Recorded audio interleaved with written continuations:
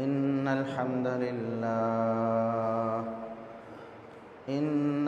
لله نحمده ونستعينه ونستغفره ونعوذ بالله من شرور أنفسنا ومن سيئات أعمالنا.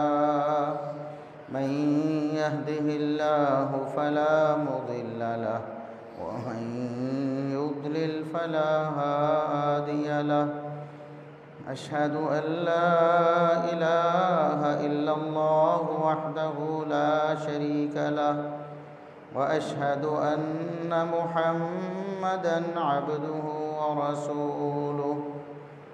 اللهم صل على محمد وعلى آل محمد كما صليت على إبراهيم وعلى آل إبراهيم إنك حميد مجيد. اللهم بارك على محمد وعلى آل محمد كما باركت على إبراهيم وعلى آل إبراهيم إنك حميد مجيد. أما بعد فيا أيها الناس ألا إن خير الحديث كتاب الله وخير الهدي هدي محمد صلى الله عليه وسلم وشر الأمور محدثاتها وكل محدثة بدعة وكل بدعة ضلالة. أعوذ بالله السميع العليم من الشيطان الرجيم من همزه ونفخه ونفثه. بسم الله الرحمن الرحيم. يا نساء النبي لستن كأحد من النساء إن اتقيتن فلا تخضعن بالقول فيطمع الذي في قلبه مرض وقلن قولا معروفا. انتہائی قابل احترام سامعین و سامعات، ہر قسم کی حمد و ثنا، تعریف و تمجید کی بریائی، بڑائی، رفعت و عظمت اللہ رب العزت کے لیے جو پوری کائنات کا خالق و مالک ہے. بے شمار لا تعداد بے حد و حساب درود و سلام پیغمبر آخر الزماں، محسن انسانیت، محسن کائنات جناب محمد الرسول اللہ صلی اللہ علیہ وسلم کی ذات اقدس پر. گزشتہ کچھ دنوں سے ہمارے ملک میں ایک انتہائی تشویش کی لہر دوڑی ہوئی ہے اور فسادات پھوٹ رہے ہیں. اس کی وجہ ایک خبر ہے جس کی ابھی تک تحقیق نہیں ہو پائی ہے. یقین سے کوئی بات نہیں کہی جا سکتی کہ وہ واقعہ رونما ہوا کہ نہیں ہوا، لیکن آج بروز جمعہ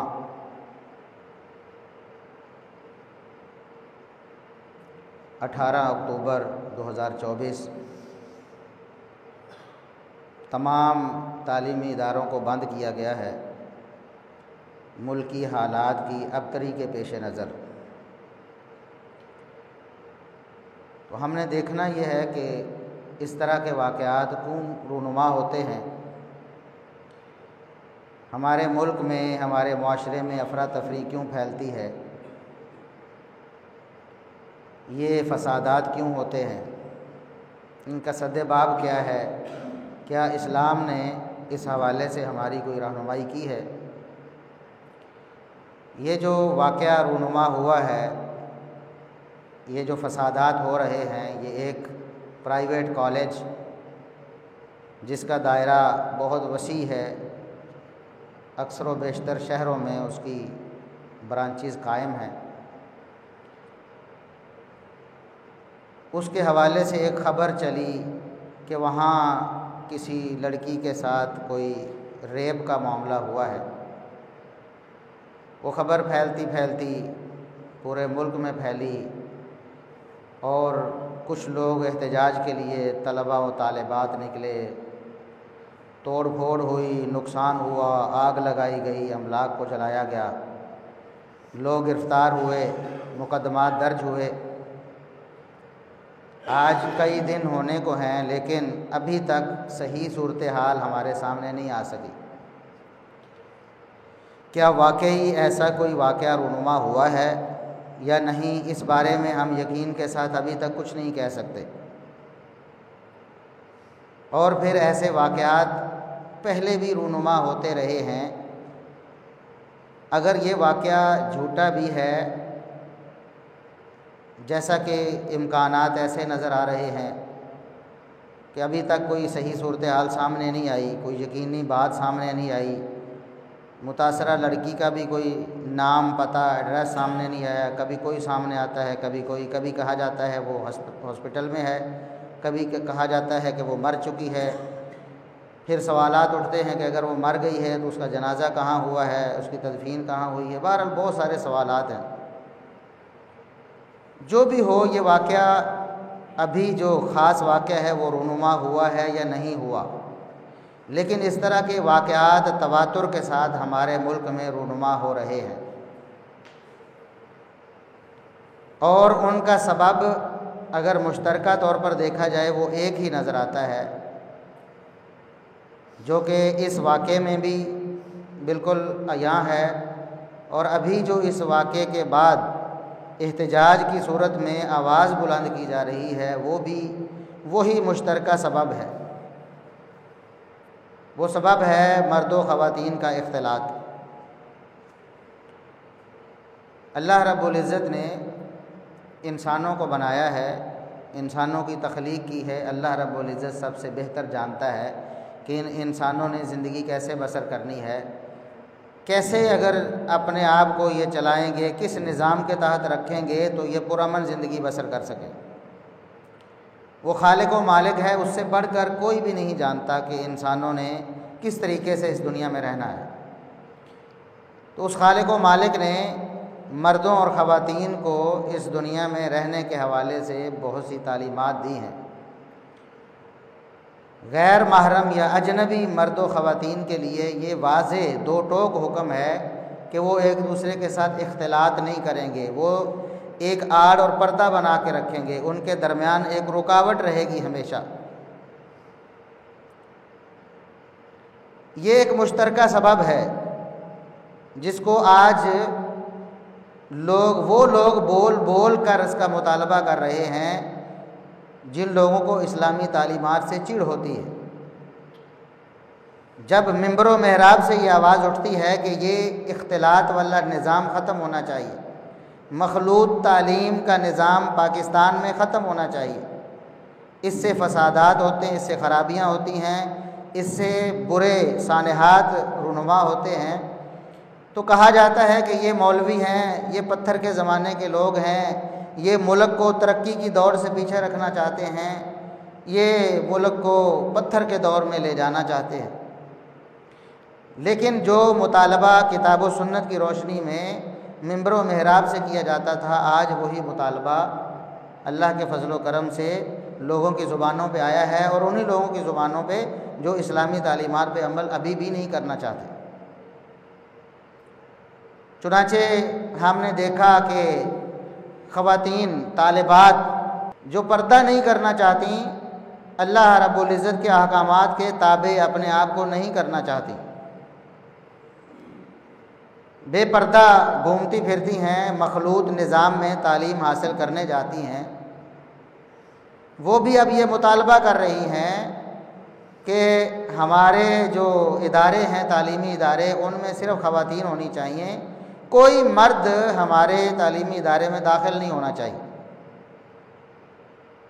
یہ اسلام کی تعلیم تھی اور دو ٹوک تعلیم تھی کہ مرد و زن کا اختلاط نہیں ہونا چاہیے، اس سے خرابیاں لازم آتی ہیں۔ جب ایسا کہا جاتا تھا تو لوگ ان احکامات کو بیان کرنے والوں کا مذاق اڑاتے تھے۔ ابھی پچھلے دنوں کی بات ہے، ہمارے ملک میں بڑے بڑے نامور جو صحافی ہیں انہوں نے اسلامی تعلیمات کو مذاق بنانے کی کوشش کی۔ جب ایک شخص نے کہا کہ خواتین کو پردے میں رہنا چاہیے، خواتین کو بغیر پردے کے غیر محرم مرد دیکھیں گے تو اس سے فتنہ بنے گا، اس سے خرابی آئے گی، اس سے ماحول معاشرے میں فساد پیدا ہوگا، تو لوگوں نے مذاق بنایا کہ دیکھو یہ ایسے ہوتے ہیں، مولوی ایسے ہوتے ہیں، یہ جو اسلام پسند ہیں وہ ایسے ہوتے ہیں، ان کو اپنے جذبات پہ کنٹرول نہیں ہوتا۔ یہ کہتے ہیں کہ خاتون کو کچھ دیر اگر آپ دیکھیں گے تو آپ کا ایمان خراب ہو جائے گا، دیکھیں کیسا ان کا ایمان ہے۔ بڑے بڑے سیانے اور دانشور لوگ انہوں نے مذاق بنایا اس بات کا، جن میں مین سٹریم میڈیا کے جو بڑے بڑے اینکر حضرات ہیں انہوں نے بھی اس بات کو مذاق بنایا۔ لیکن کچھ دن بعد یہ جو سانحہ رونما ہوا ہے اس کا سبب سب بول بول کر کہہ رہے ہیں کہ یہی ہے۔ سب سے پہلے تو ہمیں دیکھنا چاہیے کہ اسلامی تعلیمات کون کون سی ہیں جن کو ہم بائی پاس کر رہے ہیں، جس کی وجہ سے ایسے فسادات رونما ہوتے ہیں۔ سب سے پہلی بات تو یہ ہے کہ اشرافیہ جو ہے، جو جن کے پاس دولت ہوتی ہے، جن کے پاس اختیار ہوتا ہے، جن کے پاس اقتدار ہوتا ہے، وہ قانون سے اپنے آپ کو بالاتر سمجھتے ہیں، اور میڈیا بھی ان کے ساتھ امتیازی رویہ برتتا ہے۔ ابھی 3-4 خبریں مسلسل چل رہی ہیں مین سٹریم میڈیا پر۔ ایک خبر یہ پنجاب کالج کی ہے، ایک پنجاب یونیورسٹی کی ہے، ایک اور کسی ویمنز یونیورسٹی کی ہے۔ اس طرح ایک دو خبریں چل رہی ہیں جو مسلسل ان دنوں میں گردش میں ہیں۔ لیکن آپ دیکھیں گے کہ سب اداروں کا باقاعدہ نام لیا جا رہا، پنجاب یونیورسٹی کا نام لیا جا رہا ہے کہ وہاں یہ واقعہ رونما ہوا، فلاں یونیورسٹی کا نام لیا جا رہا ہے وہاں یہ واقعہ رونما ہوا، لیکن پنجاب کالج کا نام لینے کے لیے کوئی تیار نہیں، کہتے کہ نجی کالج کا معاملہ ہے، ایک پرائیویٹ کالج میں ایسا ہوا ہے۔ حالانکہ ساری دنیا کو پتہ ہے کوئی بھی ایسا فرد نہیں جو میڈیا کے ساتھ وابستہ ہو، جس کا کوئی تعلق اس کو پتہ نہ ہو کہ یہ کس کالج کا واقعہ ہے، پنجاب کالج کا واقعہ ہے۔ لیکن اس کو دبایا جا رہا ہے کیونکہ پنجاب کالج کا جو اونر اور مالک ہے وہ بااثر شخصیت ہے، اور جو پنجاب یونیورسٹی ہے جو دوسری یونیورسٹی ہے وہ یا سرکاری ہے اور اس کا کوئی والی وارث نہیں ہے۔ اگر ایسے بدنامی ہوتی ہے ایسے واقعات سے تو وہ تو پنجاب یونیورسٹی کی بھی ہو رہی ہے، دوسری یونیورسٹی کی بھی ہو رہی ہے، اس کا تو نام لیتے ہو بار بار منہ پھاڑ پھاڑ کے، لیکن پنجاب کالج کا زبان پہ نام آنے سے آپ ڈرتے ہو، کہتے ہو بار بار کہ نجی کالج میں یہ واقعہ رونما ہو۔ ہم یہ نہیں کہتے کہ اگر کوئی پرائیویٹ کالج ہے یا اس کا کوئی مالک وہ بڑا مالدار ہے تو اس کے خلاف جھوٹا پروپیگنڈا ہو جانا چاہیے، ہم یہ نہیں کہتے، یا اسے انصاف نہیں ملنا چاہیے، اس کا قصور صرف یہ ہے کہ وہ بڑا با اثر ہے لہٰذا اس کے خلاف مہم چلائیں۔ ہم بات کر رہے ہیں دوگلی پالیسی کی کہ ایک طرف اداروں کا باقاعدہ نام لیا جا رہا ہے اور دوسری طرف اس کالج کا نام لینے سے لوگ کترا رہے ہیں کہ نجی کالج کہہ کر بات کر رہے ہیں بار بار، حالانکہ سب کو پتہ ہے پنجاب کالج کا واقعہ۔ یہ جو دوہرا رویہ ہے یہ معاشرے میں عدم مساوات کو پروان چڑھاتا ہے اور اس وجہ سے پھر خرابیاں اور فسادات ہوتے ہیں۔ دوسری وجہ جو ہم نے اسلامی تعلیمات میں سے اس موقع پر چھوڑی ہے جس کی وجہ سے یہ فساد ہمارے ملک میں رونما ہو رہا ہے، وہ یہ ہے کہ خبر کی تصدیق کے جو اسلامی اصول ہیں ہم نے ان کو نہیں اپنایا۔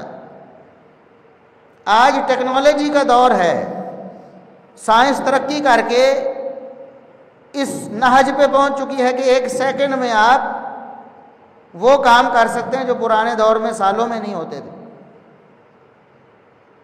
آج ترقی کی وجہ سے آپ پتہ چلا سکتے ہیں سب سے یہ بات پہلے کس نے کی، کس نے اڑائی، کس نے آگے پھیلائی، اس میں پیچھے کیا عوامل کار فرما دے، سارا کچھ پتہ چل جاتا ہے۔ لیکن اتنے دن ہونے کو ہیں ہمارے ملک میں اس معمے کو حل نہیں کیا جا سکا، اس خبر کی ابھی تصدیق ہی نہیں ہو سکی، صحیح صورتحال ہی سامنے نہیں آ سکی۔ کوئی کچھ کہہ رہا ہے، کوئی کچھ کہہ رہا ہے، کوئی کچھ کہہ رہا ہے، کوئی کہہ رہا ہے کہ سرے سے یہ واقعہ رونما ہی نہیں ہوا، جھوٹا پراپیگنڈا ہے۔ دوسری طرف خبر آتی ہے کہ ایک جو سیکیورٹی گارڈ ہے اس کو گرفتار کیا گیا ہے۔ بھئی اگر ایسا واقعہ رونما نہیں ہوا تو سیکیورٹی گارڈ کو گرفتار کیوں کیا گیا؟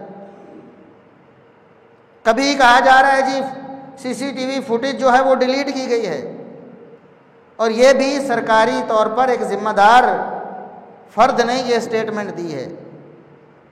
بھی اگر کوئی واقعہ رونما نہیں ہوا تو پھر وہ فوٹیج ڈیلیٹ کیوں کی گئی؟ پھر ہمارے پاس اتنے سرکاری اسباب اور وسائل موجود ہیں جن سے پتہ چلایا جا سکتا ہے سب سے پہلے یہ پوسٹ کس نے کی، اس کو پکڑا جا سکتا ہے، اس کو پوچھا جا سکتا ہے، تحقیق ہو سکتی ہے۔ اور ہمارے ہاں جو صحافی حضرات اور ہماری جو اخباریں ہیں اور ہمارے جو میڈیا چینلز ہیں ان میں بھی کوئی رولز اینڈ ریگولیشنز نہیں ہیں اسلامی حوالے سے۔ ویسے تو آپ کسی بڑے با اثر ادارے کے بارے میں بات کر کے دیکھیں، آپ کی بات گلا ہی دبا دیا جائے گا اور خبر چلتے چلتے درمیان میں ٹوں ہو جائے گی، پتہ ہی نہیں چلے گا آپ کو کہ کس کی بات ہو رہی۔ لیکن اسلامی حوالے سے جو رولز اینڈ ریگولیشنز ہیں ان کو نہ لاگو کیا گیا، نہ ان کی پابندی کی گئی، نہ کروائی گئی کہ آپ نے خبر دینی ہے تو اس کے لیے آپ کو کیا کیا چیزیں ضروری ہیں۔ سورہ حجرات میں اللہ رب العزت نے بڑے واضح انداز میں دو ٹوک اصول بیان فرما دیے۔ یا ایھا الذین آمنوا ان جاءکم فاسق بنبأ فتبینوا۔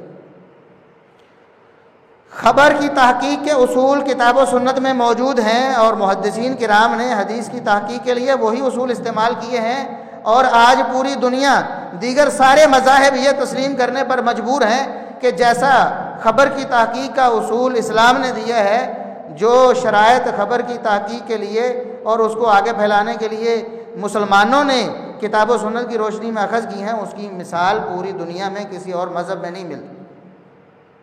آج کے جدید دور میں بھی پوری دنیا کے جتنے بھی دانشور ہیں وہ کوئی ایسا اصول وضع نہیں کر سکے خبر کی تحقیق کا اور اس کو آگے پھیلانے کی اجازت کا جو کتاب و سنت کے بتائے ہوئے اصول سے بہتر ہو۔ وہ اصول ہمارے پاس موجود ہے، لیکن نہ کوئی صحافی اس کا پابند بنتا ہے، اپنے آپ کو اس کا پابند سمجھتا ہے، نہ کوئی میڈیا چینل اس کا پابند ہے، بس جس کے منہ میں جو آتا ہے بولتا چلا جاتا ہے۔ بس خبر بنانی، خبر بریک کرنی ہے، لوگوں کو اپنی طرف راغب کرنا ہے، ریٹنگ بڑھانی ہے، اپنی ویورشپ بڑھانی ہے، بس لوگوں کو اپنی طرف متوجہ کرنا ہے، چاہے اس کے لیے جتنا بڑا جھوٹ ہے اس کو پھیلانا پڑے۔ اب اس خبر کو دیکھیں، بڑے بڑے جو دانشور ہیں، بڑے بڑے ذمہ دار سمجھے جانے والے، انہوں نے اس خبر کو بڑھایا آگے، پھر پیچھے ہٹ کے یہ کہنے کے مجبور ہو گئے جی یہ ہم نے بہت غلطی کی ہے، اس خبر کی کوئی تحقیق ابھی تک سامنے نہیں آئی۔ تو جب ہم اسلام کو پس پش ڈالیں گے تو پھر اس طرح کے سانحات رونما ہوں۔ اگر خبر کی تحقیق کی گئی ہوتی اور اس کے بعد کوئی رد عمل دیا گیا ہوتا تو یہ اتنا بڑا فساد رونما نہ ہوتا، ذمہ داران بھی کٹہرے میں آ جاتے۔ واقعی اگر یہ معاملہ ہوا تھا تب اس کے ذمہ دار، یا کسی نے خبر جھوٹی پھیلائی تھی تب اس کے ذمہ دار کٹہرے میں آ جاتے، اور یہ جو فساد ہے ہمارے ملک میں ہو رہا ہے یہ نہ ہوتا۔ اور سب سے بنیادی بات جو میں نے عرض کی ہے، مرد و زن کا اختلاط۔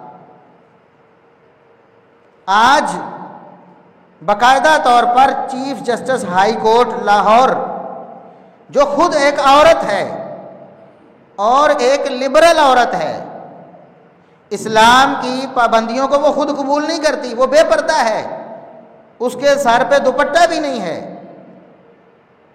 چیف جسٹس ہے لاہور ہائی کورٹ کی، اس نے باقاعدہ بیان دیا ہے۔ یعنی ایسے لوگوں کی زبانی بیان آنا ہماری آنکھیں کھول دینے کے لیے کافی نہیں، اس کا آرڈر آیا ہے کہ تعلیمی اداروں میں، خواتین کی تعلیمی اداروں میں جہاں جہاں کوئی مرد موجود ہے اس کو ریپلیس کیا جائے، فوراً وہاں خواتین کی ڈیوٹیاں لگائی جائیں، کوئی مرد کسی خواتین کے تعلیمی اداروں میں موجود نہیں ہونی چاہیے۔ جب ممبر و محراب سے یہ بات اٹھائی جاتی ہے تو لوگ کہتے ہیں یہ پتہ نہیں، یہ پرانے دماغ کے لوگ ہیں، یہ پرانے دور میں رہ رہے ہیں، ان کو ترقی کا پتہ ہی نہیں، ترقی تو بغیر عورت کے ہوتی ہی نہیں۔ بھئی ہمارے کتنے بینک ایسے ہیں جہاں 80-85% مردوں کا جانا ہے، وہاں پر ریسیپشن میں عورت کو بٹھایا ہوا ہے، اور دوسری طرف برابری کے حقوق کی بات ہوتی ہے۔ برابری کے حقوق کی بات کرنی ہے تو اگر 85-90% لوگ جہاں موجود ہیں مرد، وہاں خاتون ہو سکتی ہے، تو جہاں اتنی خواتین موجود وہاں مرد بھی ہو سکتا ہے۔ اور باقاعدہ طور پر پلاننگ کے تحت ہمارے اسکولوں میں یہ سسٹم لاگو کیا گیا کہ خواتین کی ڈیوٹیاں خالص ایسے اسکولوں میں لگائی گئیں جو صرف بچوں بوائز کے اسکول ہیں، وہاں پر خواتین کو اپوائنٹ کیا گیا۔ اور اسی طرح اس کے برعکس ہے کہ جو خواتین کے ادارے ہیں وہاں پر مرد جو ہیں وہ موجود ہیں۔ جب ممبر و محراب سے آواز اٹھتی ہے تو اس کی مخالفت ہوتی ہے کہ یہ لوگ بڑے تنگ نظر ہیں جی، ان کا ایمان اتنا کمزور ہے۔ بھائی پچھلے دنوں کچھ لوگوں نے یہ بھی کہا کہ یہ جو مولوی ہیں، اسلامی ذہن کے لوگ، اسلام پسند ہیں، یہ مرد کو ایک درندہ سمجھتے ہیں، گویا بس کہتے ہیں کہ مرد کبھی بھی عورت کو دیکھے گا تو ہمیشہ غلطی ہو جائے گی اس سے، یہ درندہ سمجھتے ہیں۔ بھئی قرآن نہیں پڑھا آپ نے، اسلام کی تعلیمات نہیں پڑھی، یہ اللہ رب العزت کا فرمان قل للمؤمنین یغضوا من ابصارہم، مومنوں کو کہہ دو کہ اپنی نظروں کو ہمیشہ پست رکھیں، نیچا کر لیں، غیر محرم خواتین کو نہ دیکھیں۔ تو نعوذ باللہ آپ کہہ سکتے ہیں کہ اللہ رب العزت جو ہے وہ مردوں کو درندہ ثابت کر رہا ہے؟ نہیں، بلکہ مردوں کی حفاظت کے لیے، خواتین کی حفاظت کے لیے اللہ رب العزت نے فرمایا۔ سیم یہی حکم خواتین عورتوں کے لیے، مومن عورتوں کے لیے بھی، وَقُلْ لِلْمُؤْمِنَاتِ يَغْضُضْنَ مِنْ أَبْصَارِهِنَّ وَيَحْفَظْنَ فُرُوجَهُنَّ، اے نبی مومن عورتوں کو بھی کہہ دیں وہ بھی اپنی نظروں کو جھکائیں۔ صرف مردوں نے نہیں، خواتین نے بھی کسی غیر مرد کی طرف نظر نہیں اٹھانی۔ یہ ہمارا اسلام ہے، یہ اسلامی تعلیمات ہیں۔ مرد و زن کا اختلاط کتنی دور کی بات ہے۔ خاتون کو کہا گیا کہ اس نے کسی غیر مرد کے ساتھ نرم لہجے میں بات بھی نہیں کرنی کہ کہیں اس کے دل میں کوئی خرابی نہ آ جائے۔ تو بتائیں کیا نعوذ باللہ اللہ رب العزت اس دور کے نہیں بلکہ انبیاء رسول کے بعد ساری اس دنیا اور ساری مخلوقات میں سے افضل جو ہستیاں ہیں ان کے بارے میں کوئی نیگیٹو سوچ دے رہا ہے؟ ازواج مطہرات کے بارے میں کہا گیا، ازواج مطہرات کے بارے میں صحابہ کرام کو جو انبیاء اور رسول کے بعد سب سے افضل اور اعلیٰ ہستیاں ہیں، ان سے نیک ہستیاں نبیوں اور رسولوں کے علاوہ کوئی نہیں دنیا میں، انہیں کہا گیا وَإِذَا سَأَلْتُمُوهُنَّ مَتَاعًا فَاسْأَلُوهُنَّ مِنْ وَرَاءِ حِجَابٍ، تم نے جب نبی کی بیویوں سے کچھ پوچھنا ہے، کچھ مانگنا ہے، کوئی ضروری کام ہے، تو پھر آپ نے پردے کے پیچھے سے یہ کام کرنا ہے۔ حالانکہ ازواج مطہرات وہ ہیں جن کو مومنوں کی مائیں کہا گیا، مومنوں کی مائیں بھی ہیں، اور اللہ رب العزت فرماتا ہے ساری کائنات کی جو عورتیں ہیں ان میں سے یہ افضل ہیں، اعلیٰ ہیں، ان کا مقابل کوئی نہیں۔ ایسی اعلیٰ ترین خواتین اور دوسری طرف اعلیٰ ترین مرد، لیکن کہا گیا کہ جب آپ نے بھی کچھ پوچھنا ہے، کچھ مانگنا ہے تو پردے کے پیچھے سے۔ ذالکم اطہر لقلوبکم وقلوبہن، یہ اللہ رب العزت نے حکم کیوں دیا ہے؟ تمہارے دلوں کی پاکیزگی اس میں ہے، مردوں کے دل بھی اس سے پاکیزہ رہیں گے، خواتین کے دل بھی پاکیزہ رہیں گے۔ لیکن ہم نے ان تعلیمات کو برا بنا کر اسلام کا غلط جو امیج ہے وہ لوگوں کے سامنے پیش کیا کہ نعوذ باللہ اسلام تو بڑا تنگ نظر ہے جی، مردوں کو کہتا ہے جی نظریں فوراً جھکاؤ، مردوں پر اعتبار ہی کوئی نہیں۔ پھر اس طرح کے جب واقعات رونما ہوتے ہیں پھر ہم روتے پیٹتے ہیں۔ ریپ کے واقعات بہت زیادہ ہمارے ملک میں ہو رہے، یہ فحاشی اور یعنی بے پردگی، مرد و زن کا اختلاط اس کی بنیادی وجہ ہے۔ اسلام نے تو اتنی سخت پابندی لگائی ہے مرد و خواتین کے اختلاط پہ، ایک دوسرے کے ساتھ مل کر گھٹنے کے ساتھ گھٹنا لگا کے، یہاں تو ہاتھوں میں ہاتھ ڈال کے ہمارے کالجز میں، ہماری یونیورسٹیز میں مرد و خواتین پھرتے ہیں، لڑکے اور لڑکیاں۔ اسلام یہ کہتا ہے مردوں اور خواتین کی صفیں الگ الگ ہونی چاہیے۔ مسجد میں آتی تھی رسول اللہ صلی اللہ علیہ وسلم کے عہد میں خواتین نماز ادا کرنے کے لیے، مردوں کی صفیں آگے ہیں، خواتین کی صفیں پیچھے ہیں، درمیان میں گیپ ہے، مرد آگے ہیں، نماز آگے منہ کے پڑھ رہے ہیں، عورتیں پیچھے ہیں، وہ اپنی نماز پڑھ رہی ہیں، اور جب نماز ختم ہونی ہے مردوں کو حکم ہے تم نے بیٹھے رہنا ہے، جب خواتین اٹھ کے ساری چلی جائیں گی اپنے گھروں کو تم نے پھر اٹھنا ہے، تاکہ اختلاط کا کوئی شائبہ ہی نہ ہو، مرد خواتین ایک دوسرے کے قریب بھی نہ آئیں، دیکھیں بھی نہ ایک دوسرے کو۔ اس کے باوجود رسول اللہ صلی اللہ علیہ وسلم نے فرمایا خیر صفوف الرجال اولھا، مردوں کی صفوں میں سے سب سے بہترین صف پہلی ہے، اور ثواب کے اعتبار سے سب سے کم تر صف مردوں کی سب سے پچھلی صف ہے۔ کیوں؟ وجہ کیا ہے کہ وہ صف خواتین کے نسبتاً قریب ہے پہلی صف کے، حالانکہ پردے کے احکامات موجود ہیں، درمیان میں گیپ ہے، انہوں نے اٹھ کے چلے جانا ہے، پھر مردوں نے اٹھنا ہے، اس کے باوجود دیکھیں، اور فرمایا عورتوں کی صفوں میں سے سب سے ثواب کے اعتبار سے سب سے کم پہلی صف ہے، کیونکہ وہ مردوں کے قریب۔ یہ ہمارا اسلام ہے۔ اسلام تو ہمیں یہ بتاتا ہے، اور ہم نے اختلاط کے ساتھ مردوں خواتین کی برابری کا نعرہ لگا کر اکٹھا بٹھا کر ان کو گروپ سٹڈی کے نام پہ، اور پھر پتہ نہیں کیا کیا خرابیاں ہمارے تعلیمی اداروں میں موجود ہیں۔ بھئی اگر آپ کو ایک سیکیورٹی گارڈ سے خطرہ ہے کہ وہ ایک مرد ہے، بطور خاتون آپ کو خطرہ ہے، ہونا چاہیے، غیر محرم ہے، تو آپ کو اس کلاس میٹ سے کیوں خطرہ نہیں؟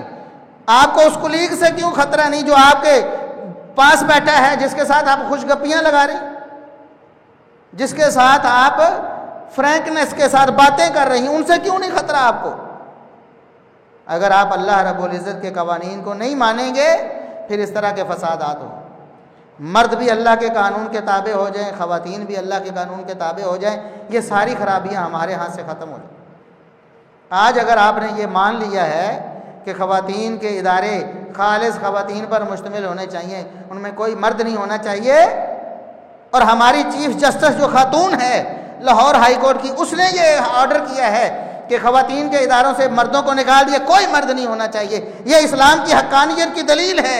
یہ بات ہمیں واضح انداز میں سمجھا رہی ہے کہ اگر ہمارے لیے کوئی امن ہے، اگر کوئی قانون ہمارے اوپر لاگو کر کے امن آ سکتا ہے معاشرے میں، وہ صرف اسلامی قانون۔ آج آپ نے مجبور ہو کر فسادات کروا کے اس کو مانا ہے، پہلے کیوں نہیں تسلیم کر لیا؟ جب ممبر و محراب سے آواز اٹھتی تھی اس وقت اسے مذاق نہ بناتے، آج یہ سانحہ رونما نہ ہوتا۔ اور یہ تو واقعہ پتہ نہیں ہوا ہے کہ نہیں ہوا، ابھی تک صحیح صورتحال نہیں آئی سامنے، لیکن اس طرح کے درجنوں واقعات یہ روزانہ ہماری نظروں سے گزرتے رہتے ہیں۔ ہمارے ماحول معاشرے میں اس طرح کی خرابیاں جو ہیں وہ سامنے آتی ہیں۔ اللہ سے دعا ہے کہ اللہ رب العزت ہمیں اسلامی قوانین جو پردے اور حجاب کے متعلق ہیں، جو مردوں اور خواتین کے متعلق ہیں، جو اختلاط کے حوالے سے ہیں، اللہ رب العزت ہمیں ان کی پابندی کرنے کی توفیق عطا فرمائے۔ سبحان ربک رب العزت عما یصفون وسلام علی المرسلین والحمد للہ رب العالمین۔